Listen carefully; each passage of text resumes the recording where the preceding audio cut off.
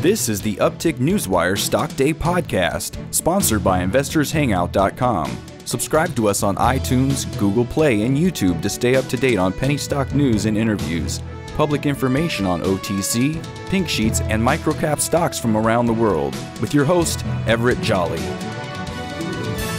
On today's show, I'm bringing you back a returning guest. He was on the show back in February 13th, 2018. At that time, I told my listeners I thought the stock was undervalued at 0.008. Fortunately, I was right.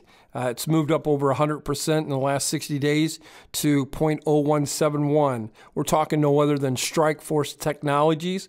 Well, they trade on the OTC markets under the ticker symbol SFOR. And with us today to talk about his company is the CEO, Mark Kay. Mark, welcome back to the show. Thank you, Everett. I appreciate it. Give my listeners a little bit about Statement, what you guys do and how you guys make your money. Well, Strikeforce has been around, I'd say now it's about 17 years, actually.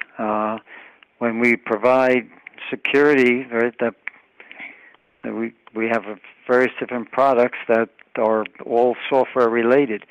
So Strikeforce Technologies has a Protect ID, Guard ID, and Mobile Trust. So we work with the computers as well as the phones and iPhones and Androids, and as well as our out-of-band authentication product. And the out-of-band authentication product and the other products are very well patented, and to the point where we won a number of lawsuits and are actually in the midst of fighting some others right now.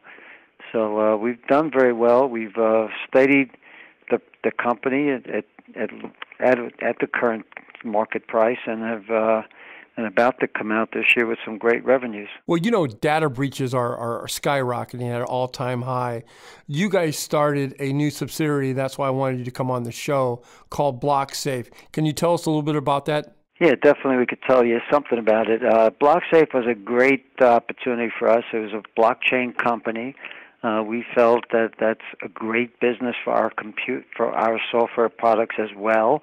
We've been developing our software products, which are offshoot of the current software products we already have, and it'll be, and we're doing Crypto Defender and Blockchain Defender, and as well as Exchange Defender. Now, Crypto Defender will be similar to Guarded ID, but it'll be an upgrade, and we'll have new features in it that will work in the blockchain world, and we'll be giving it to all various different wallet companies and exchanges to sell to all of their customers. So it'll be a very unique product, and in that environment, there is no other product similar to what it does, and we're getting a tremendous applause from all the people in the market. Matter of fact, even yesterday, I was down at a show in the government, and we'll probably be connecting with a government reseller as well and getting into the government for the first time. So we believe, or at least for the second time, so we believe very strongly on those products. And BlockSafe will definitely, it's not run by us. It has its own C-level executives. Richard Ziziski is the CEO and Scott Whitman is the COO. They both worked with us in Strikeforce many years. They're actually a reseller of Strikeforce in our retail space. So we are moving very rapidly, and the only thing holding us up now are the SEC regulations. They're about to be coming out this year, and we feel they're going to come out very strongly, and therefore we are building an ICO with BlockSafe, and that will be a security ICO. But again, until we see the regulations, we can't finalize our ICO. So that's really what's holding us up at this point. Very good. Before we get into the lawsuits, because I'm going to ask you a couple questions about those later, I wanted to talk about two things. Revenues in 2017 were roughly about $274,000.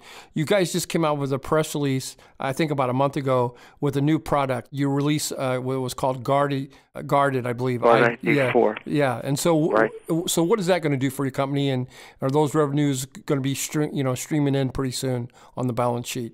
Yeah, well, Guarded ID 4 works very well with the latest operating systems, operating system level 10 and 11, actually, and it will be a great product. And we've just finished putting it out with one of our new resellers, which we have talked about before, which is Intersections. And they've started actually live with it last month. Their numbers have been going up since then. We expect much larger numbers in the future. It's also a great product for Windows 10 now, and many of the complaints and issues we had with the prior version obviously didn't work with Windows 10, and now we have so many Windows 10 users. It's a good thing that we have it done by then. And that was the major change. So we feel very strong about the product and very strong about its future. Matter of fact, we started selling it on HSN as well. Many people know that already. And we've been doing very well on HSN with Guarded ID version 4 as well. Well, in regard to the lawsuit for product Protect ID out of the ban authentication product, where do we stand in regards to that? Yeah, we get a lot of calls and a lot of emails and issues and questions around the lawsuits. So we had to go through an IPR, which is a 1-year window of waiting on, just taking a delay. The IPR definitely received from the judges a statement saying that they would deny our claims. Right. But of course we actually went to the judge and went to the courts.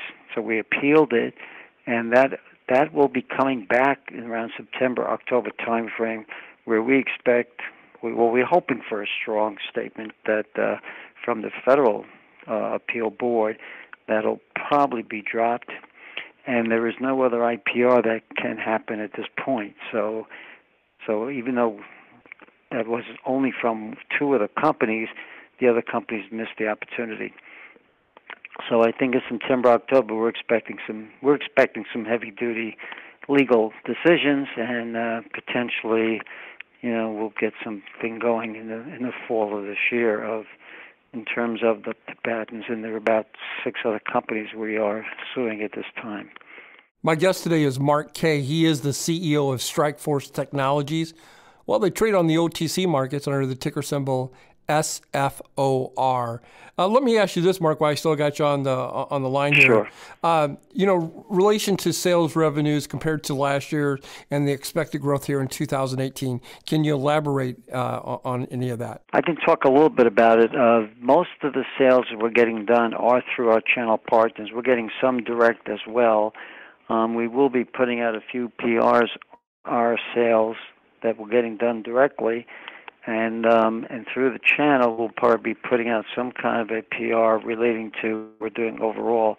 But they are getting done. They are being advertised. They are being pushed out, and the products are live in the marketplace. So as they get done, we will definitely be announcing something around them. We can't announce the companies, but we can announce at least the kind of deals we're getting done out there, and they're now starting to happen. And we're expecting some huge sales over the next year relating to that, and we expect this year to turn out quite nicely towards the end of the year.